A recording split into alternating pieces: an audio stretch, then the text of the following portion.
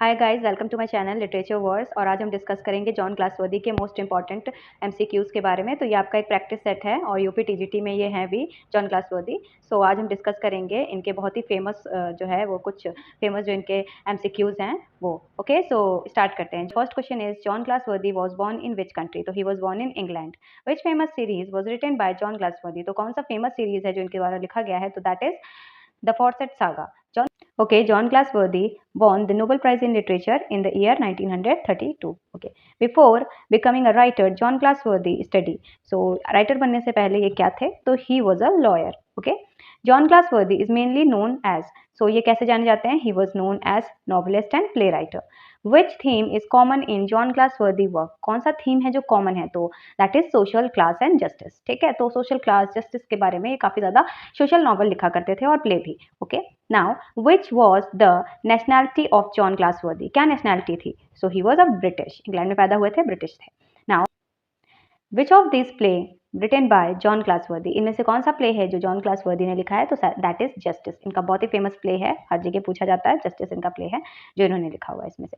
John Galsworthy belong to which literary period? ये कौन से लिटरेरी पीरियड के टाइम पे लिख रहे थे? तो he was writing in the period of Victorian era and early modern period. Okay, John Galsworthy die in, so he was died in 1933। Okay, 32 में इनको आप नोबेल प्राइज मिला था, इन 33 में ही वॉज डाइड।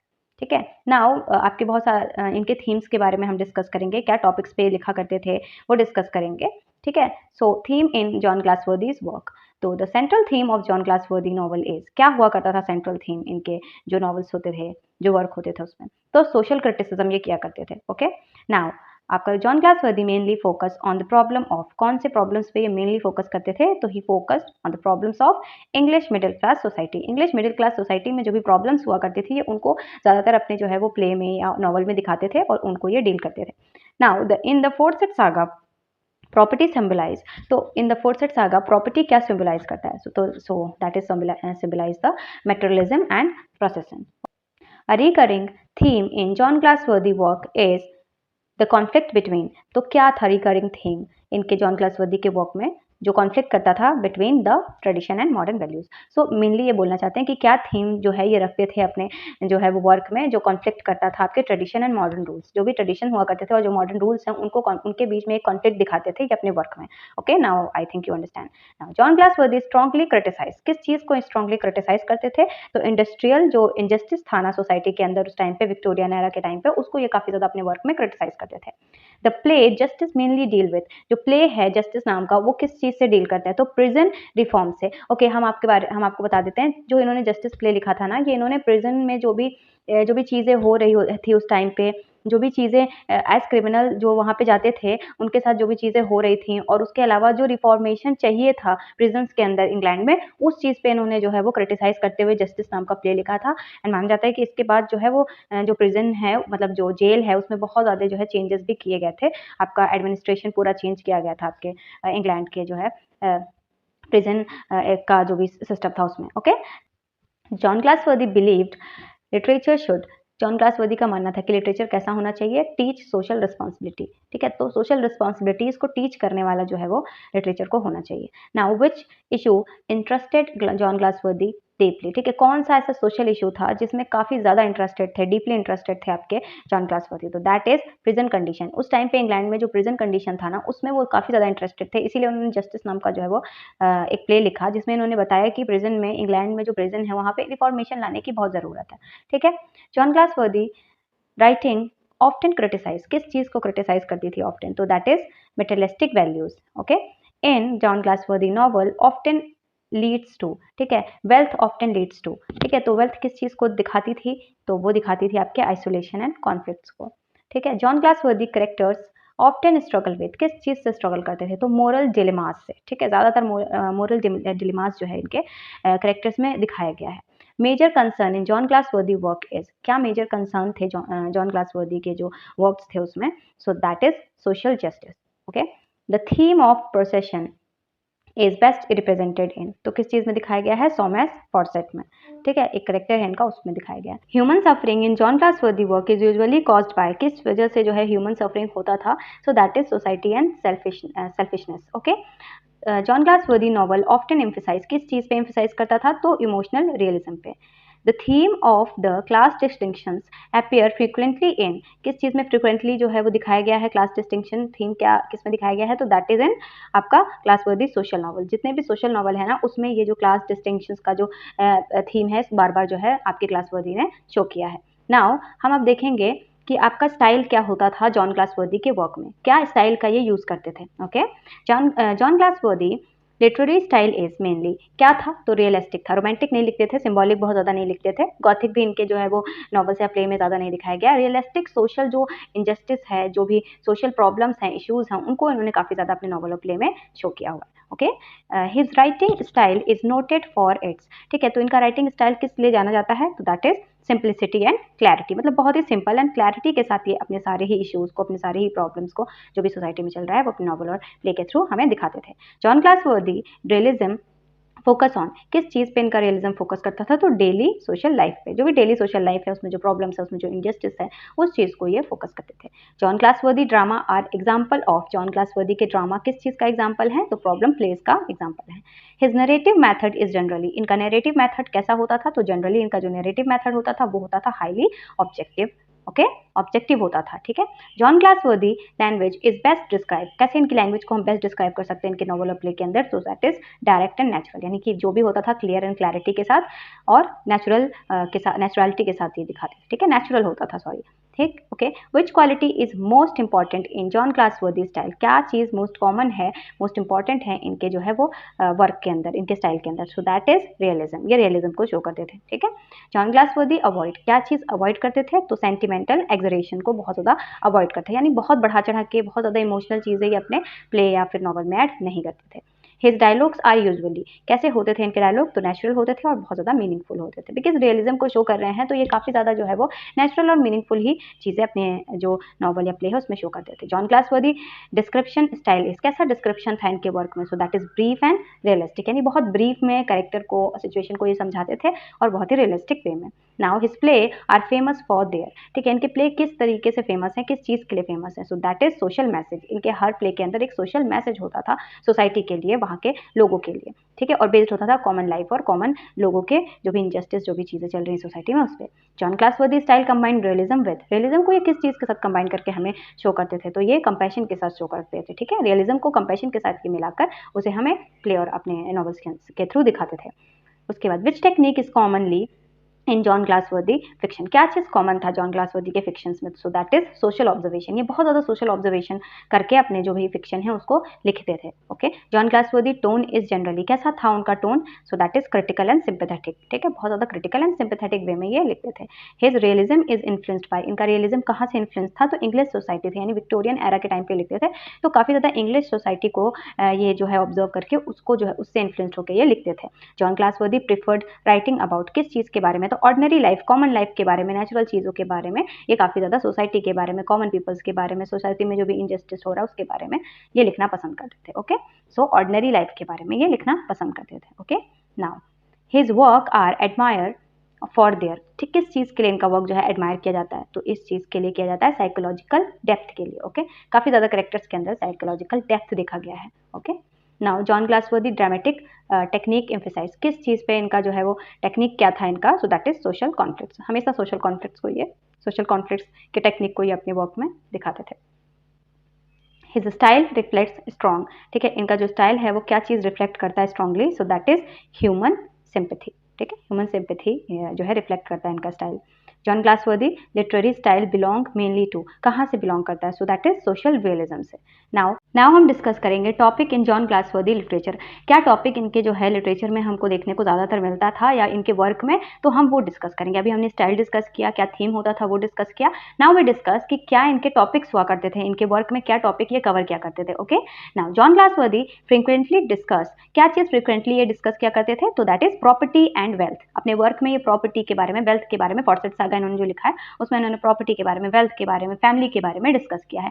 ओके, ये सारी चीज़ें हम लोग इसलिए डिस्कस कर रहे हैं कि क्या थीम, क्या स्टाइल था इनका, ताकि हम जब कभी-कभी क्या होता है ना कि आपका जो है वो 4 ऑप्शंस होते हैं, तो हम ऐसे भी अपने राइटर्स को जो है वो हटा सकते हैं, उन 4 ऑप्शन में से एक को चुन सकते हैं, जब हमें पता हो कि वो किस स्टाइल में, किस जॉनरा में, किस तरीके के वर्क वो लिखा करते थे। कई बार क्या होता है कि हमें नहीं पता होता है कि क्या वर्क है, कौन-सा वर्क दिया गया है, या हम राइटर के बारे में नहीं पढ़ के गए। बट अगर हमको पता है ना कि राइटर किस चीज़ में इंटरेस्टेड था, क्योंकि हर एक राइटर कहीं न कहीं अपने अलग-अलग जॉनरा में लिखते ही हैं। तो अगर हमें कभी-कभी पता होता है कि किस चीज़ के बारे में राइटर ज़्यादा लिखते थे, अगर हमें थोड़ा बहुत भी आइडिया होता है ना, तो it will be easy for us to tick the correct answer, okay? So अगर आपको पता होगा कि जॉन ग्लासवर्दी किस बारे में लिखते थे, या क्या स्टाइल था उनका, या किस चीज़ में उनका इंटरेस्ट था, तो it will be very easy for you to take the correct one, okay?